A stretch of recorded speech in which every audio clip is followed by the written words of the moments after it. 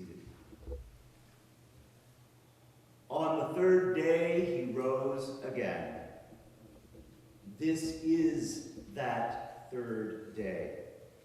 Here we are at the dawn, new light breaking into the darkness, waiting to see what this new day will bring. On the first day, Jesus gave us the new commandment that we should love one another as he has loved us. On the second day, we followed Jesus into the darkness, into the suffering, grief, and loss of life, with the promise that even there, love would be found. And here we are, waiting, wondering, hoping. Will there be resurrection? Will there be new life? Will the light finally overcome the darkness? Is love really more powerful than death? This somehow feels familiar to me. I think we spend a lot of our lives here at the dawn, wondering what the third day will bring. We know the promise and the hope of resurrection. We have celebrated Easter, and yet we find ourselves here, wondering, doubting, fearing. Is resurrection life real? Will I experience this life? Can I know the presence and action of God within me? Do we really have access to the sacred here and now, in this moment? All of these readings that we have heard this morning, all of these prayers are leading to new life, eternal life, kingdom life. But will we get there?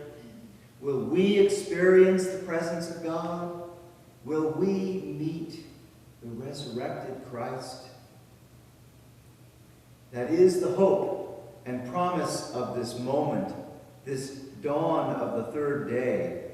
We are almost there. We are almost ready to proclaim that Christ is risen.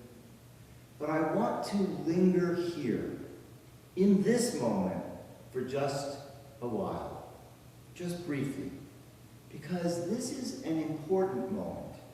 This is a familiar moment. How often have you prayed for the comfort and assurance and strength of knowing God? Knowing that God is here for you.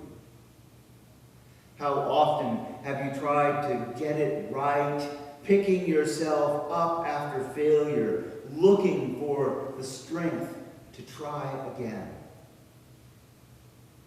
How often have you gone to church or taken another class in the hope that you would know, that you would feel the presence of God?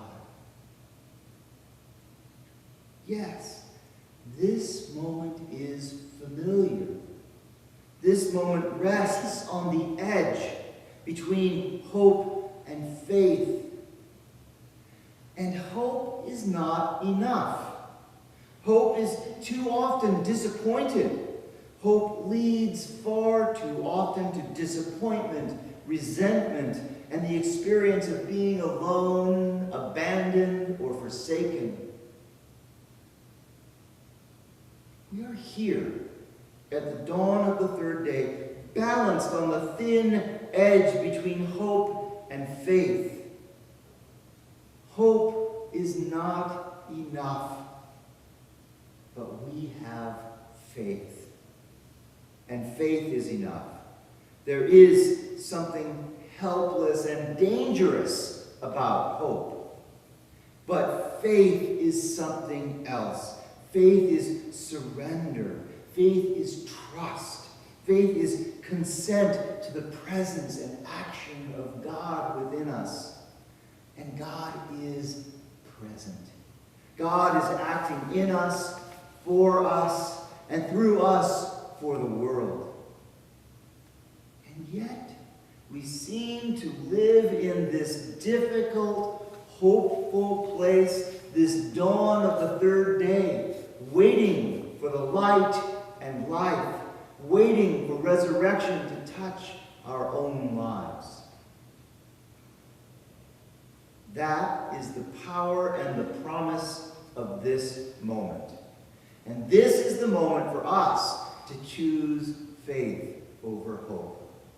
This is the moment to embrace life as it is, to love life and God and one another before we know, before we are sure. This is the moment to live in faith, to love one another as Christ has loved us right now, and to accept, trust, and consent to the presence and action of God here and now in our lives exactly as they are, before we are perfect, before we are wise, before we are forgiven. Jesus brought us to this moment, this dawn of the third day, and Jesus has shown us the way that will bring us to resurrection, to truly living right now, right here, this is the moment before the resurrection, and together we are ready to follow Christ into life, new life, resurrection life. Jesus shows us the way. The apostles followed Jesus on that way, and they have passed that way of life on to us. The way of life, the way of love. And so now I invite you to follow Jesus and the apostles from death to life. The way that we do that is through our baptism, through our life as Christians together. And we will remind ourselves now of our baptism when we move from death to life. Our baptism in which we have been born again as sisters and brothers in Christ.